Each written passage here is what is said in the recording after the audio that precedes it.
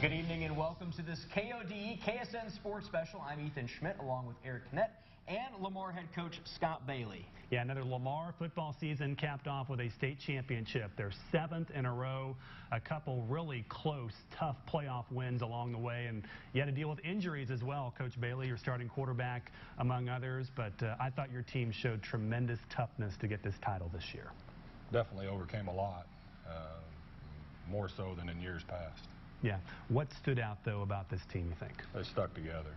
I mean, when you get injuries to key players, a lot of times it can divide your team. It can create doubt in your team, and I think our senior class did an outstanding job of helping keep our guys together. And the regular season for Lamar would feature a couple marquee matchups. TJ Eckert takes a look back. The Lamar Tigers found themselves in a familiar situation entering the 2017 season. Winners of 6 Class II state titles in a row, the goal remained the same. Don't be the one to mess it up.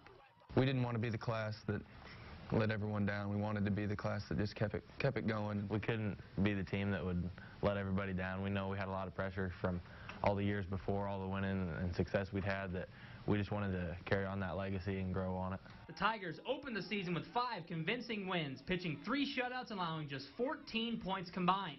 That set up a huge Saturday afternoon clash with perennial Class I power Valley Catholic. But Lamar will be without their senior quarterback Stuart McCarris, who tore his ACL in practice that week. I was pretty devastated. We haven't really, he had to fight for so hard just to go through what he did, and then he tears his ACL and ends the season on that, and it was just kind of rough.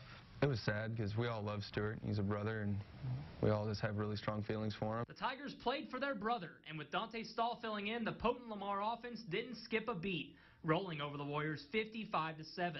The Tigers rushed for 461 yards in McCarris' absence. I think that has to do with part of our brotherhood, having the trust in the guys that are, behind Stuart, to have the faith in them to step up. You never expect to lose people of that caliber in the middle of the season, but the kids are always working in the background, hoping for that chance. You can't replace Stuart, but you can always put somebody on the field, and they do a good job in their own rights. The Tigers then went on to casually beat Class III state finalist Mount Vernon 48-6 the next week, setting up a massive conference title game against the undefeated Seneca Indians. They were a lot different this year than they were last year. They were powerful, they were fast and physical. They changed a ton over the year, so we all knew that we had to go in there and just beat them off the ball and get a jump on them. It was a really fun game to play, and it was real physical.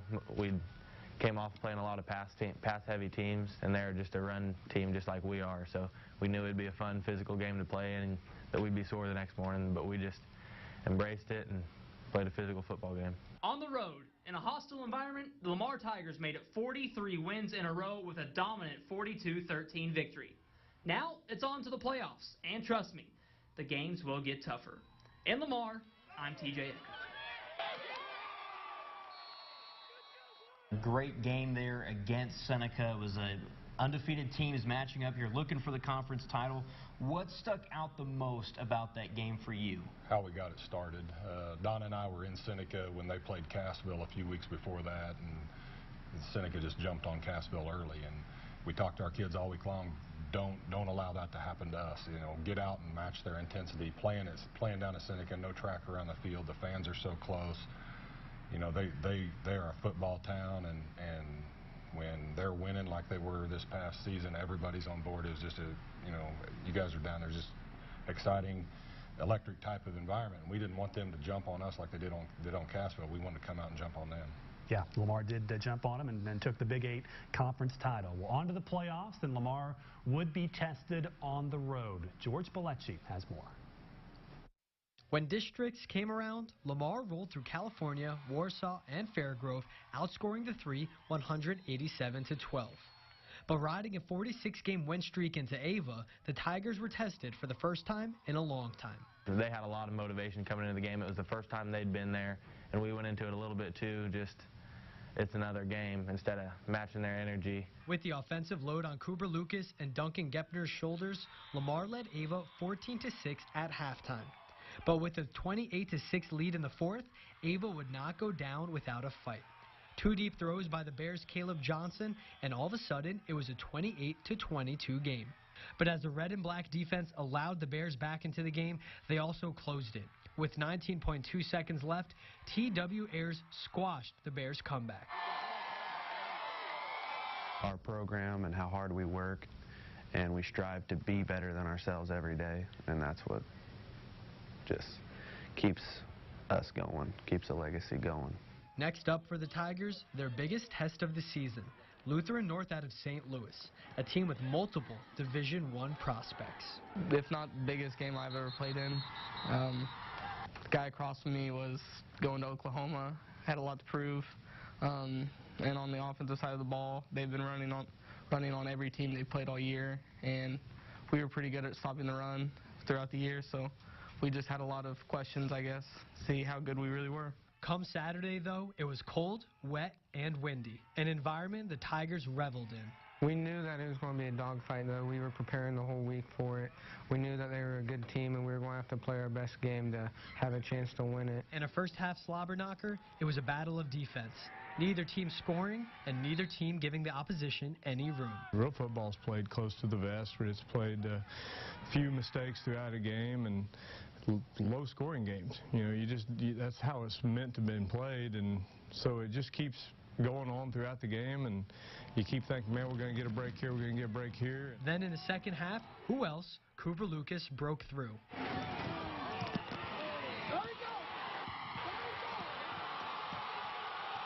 The game's first score, 45 yards, and a 7-0 lead after the Juan Juarez PAT. But the Crusaders answered back on their next drive as Josh Hopkins scored on a 30-yard run. Then, in this game of inches, junior Dylan Hill made the biggest play of the day, blocking the Lutheran PAT. They always wanted to play for each other. You know, they always wanted to make sure that they weren't going to let the guy behind them down. They weren't going to let the guy to their side down. With the final fourth down standing between the Tigers and the Show Me Bowl, they did just that, playing for each other and advancing to another state championship game by muzzling the Crusaders' last chance. I know I had a lot of fun playing in it. It's one of those games you always see on TV or something in a movie. It's the muddy, rainy game. Everyone's slipping and sliding everywhere. It'll be a memory I always look back on, that game, just super muddy, just rain flying, and we were able to come out on top with it, and we handled that weather better than they did. That Lutheran North game was one for the ages, and that has to be one of the most memorable wins you've ever been a part of, I would guess. It was. I told our kids after the game that that's kind of the type of football that I enjoy. Two run teams trying to see who can figure out how to get the ball in the end zone. Two run defenses stopping each other's run game. Very physical. Whoever makes the least amount of mistakes is probably going to win the game, and we made one more play than they made. Yep. We'll look back at the state championship game from Columbia next. Stay with us.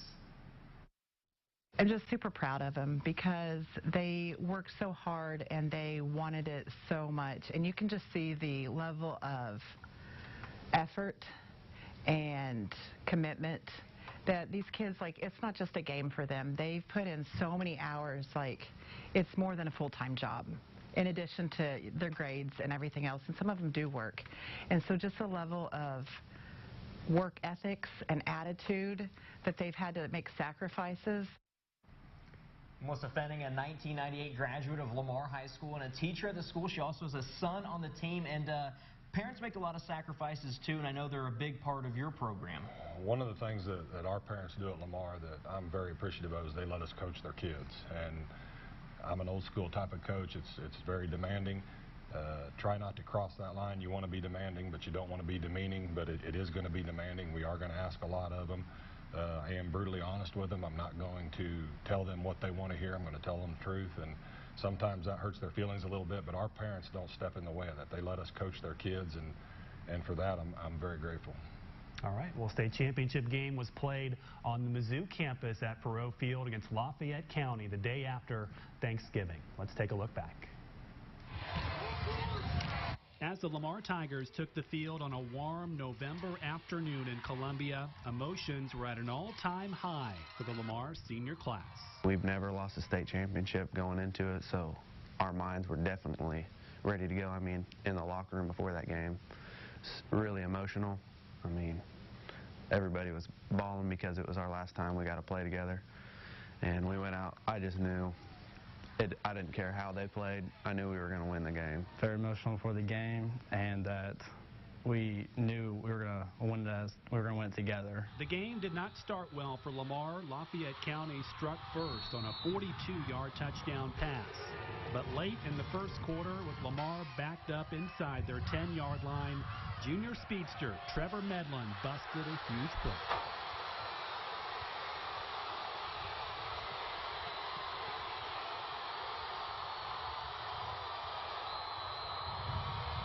A 91-yard touchdown run by Medlin tied it up at 7. In the second quarter, with the game still tied, the Tigers faced a 4th and 4 at the 42-yard line, and senior Cooper Lucas took it from there.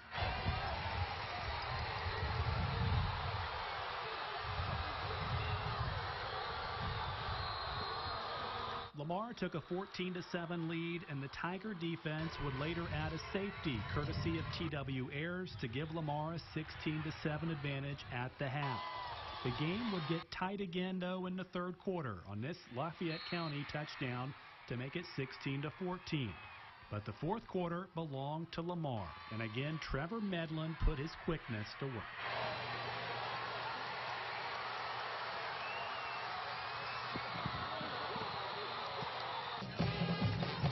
Lamar scored 21 points in the fourth quarter to pull away and win 37-20.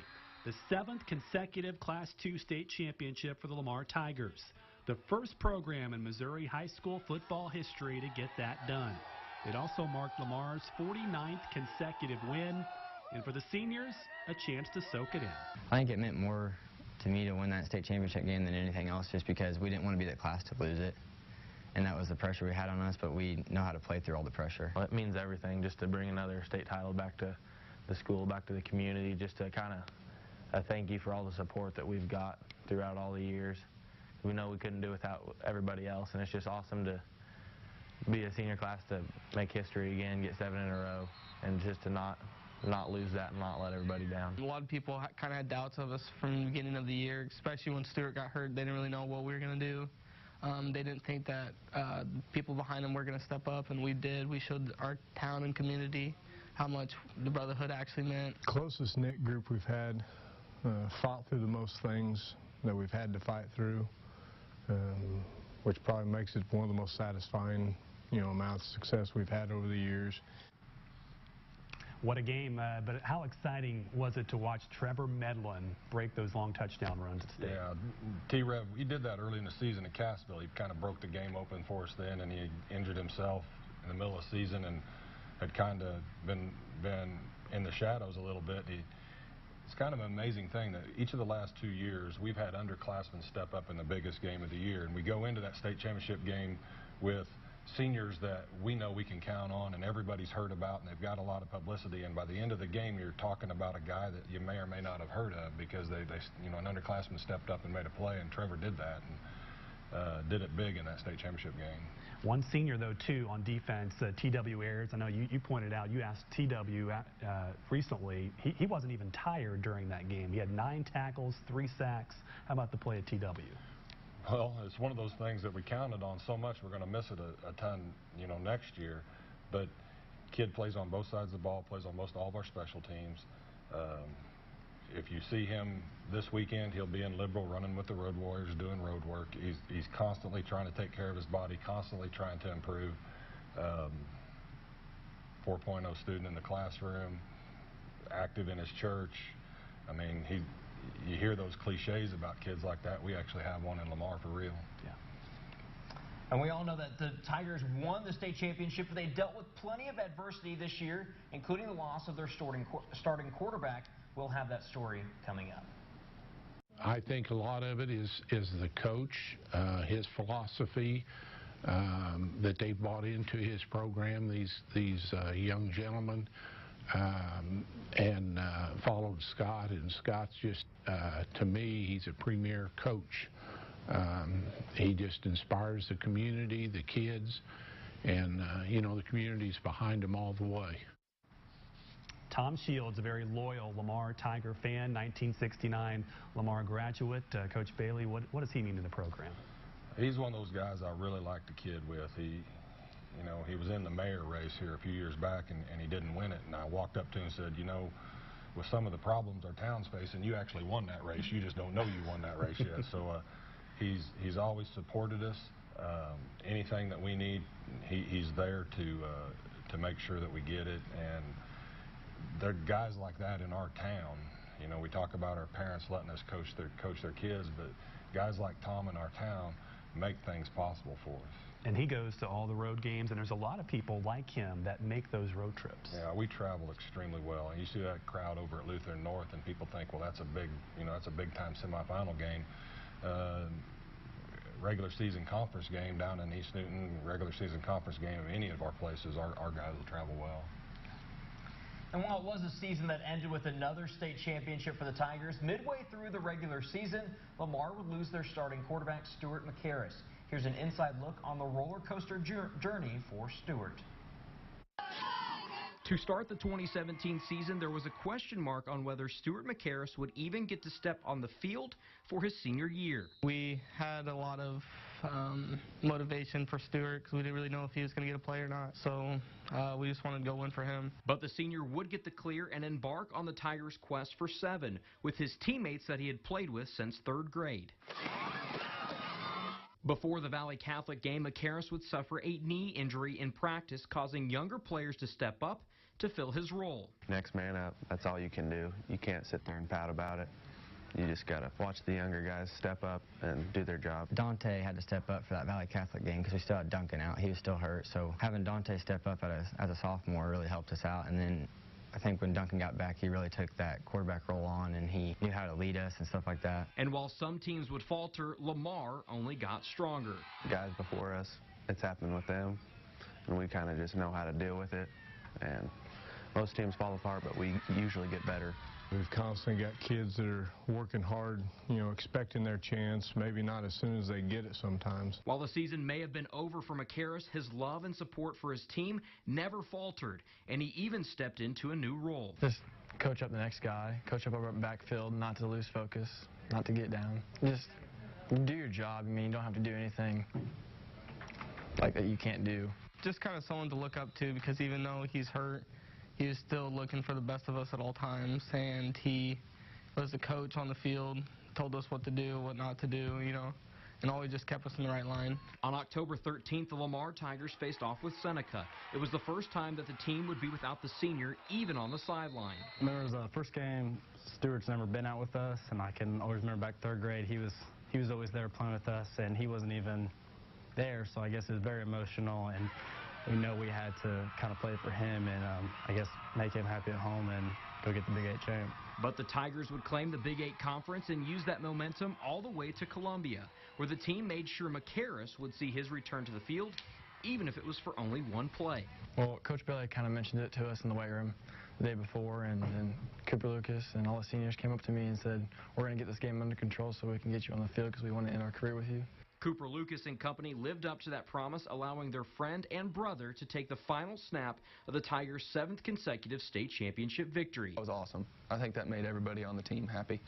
It was good to see him get in there and for his senior season to end like that. I think it was good for him, good for everyone. It was really special. I mean, we've played with Stu ever since 3rd grade, and it was the right thing to do to get him in on that last play. And despite all of the heartache that McCarris may have felt early in the season, he was a state champion yet again, with a message of faith ringing in his ears. I'm trusting God. God's got everything in control. If you just abide in Him, He'll take care of everything. And Coach, I know it's tough to lose a player, and then when you have such a close, tight-knit group like you guys do, it has to be even tougher. But to be able to get Stuart out there for the last play and to finish something that he started as a 3rd grader with these guys, what did that mean to you and to this team? I think it's probably a picture definition of brotherhood when you see him step out on the field and the emotion that was running through him. You know, it's a non-contact play, but Stuart's excited. He told me I had the same butterflies as if we were getting ready to start the game, and I wasn't injured, and I was the starting quarterback, and all of his buddies out there. I think it's probably just it's a video definition of what brotherhood is. Yeah, great moment to cap off that win. And again, Lamar completing their 7th consecutive state title. It's never been done in Missouri high school football history. Lamar has won 49 straight games. And Coach Bailey, people ask me a lot, how is Lamar doing this? How is this happening? And I tell them it's more than just one thing. I feel like it's a lot of different things. It's the community support, it's the hard work, it's the coaching. But again, how would you describe, how has this happened for Lamar? Well, it starts with kids. I mean, you can know as much football as the next guy, but if you don't have the kids to go out and play and make plays and help you win on game day, you're going to be in trouble. And it starts with those kids, and they work at it year-round. From there, it goes to a coaching staff. We've been allowed to stay in place for an extended period of time. We just finished up our 12th year. That makes us the longest tenured coaching staff in the history of Lamar Tiger football. At 12 years, and before that it was Mike Rader with 11, and then Chuck Blaney at 5, and everybody else was a 1, 2, or 3, going all the way back into the 1930s. So there's just too much turnover. So the coaching staff being allowed to stay in place for an extended period of time, so that, you know, guys like Stewart, like we just talked about, Stewart doesn't know any other head football coach at Lamar High School than me. He doesn't know any other way about how we do things than what we taught him, and so that consistency helps us become successful. And then the last thing is parents and our administration allowing us to coach kids in a old school, brutal, you know, brutally truthful, you know, demanding way, and you don't find that. I mean, you don't find that in a lot of high schools. You just, you know, if you're not throwing the ball on every down, or you're not, you know, you're not highlighting a kid that is a talented kid. You know, if you're making it a team thing where, you know, we got guys on our team that carry the ball 5 and 6 times a game that, you know, throughout this state championship run, that if they were playing on other teams, they'd be touching that thing 25 times a game. And in our place, they touch it 5 or 6 times a game, and nobody ever complains about that. It's all about what are we doing as a team. Our guys don't really even keep track of stats. They just want to know, how's the team playing? How are we playing compared to how we were playing yesterday, last week, and last year? And I think if you add all of that stuff up and you throw a community in, we tell our guys, you know, we want to take you where you can't take yourself, academically, athletically, socially, and spiritually. And that last one's a big one. We got a lot of prayer warriors in our town that cover us spiritually, and teachers covering us academically, coaches covering us athletically, and a group of high school students that cover us emotionally on game day. So add it all up, and I think that's probably what you got, and, you know, that's probably the best way to explain how we're successful. What a run, and a very unselfish group, and just a tremendous accomplishment. A lot of a fun team to watch as well. So Coach Bailey, thank you again. Thanks for coming here. We appreciate you, and congrats again to the Lamar Tigers on this 7 state titles in a row. Thank you for watching this KSN KOD Sports Special. Have a great night.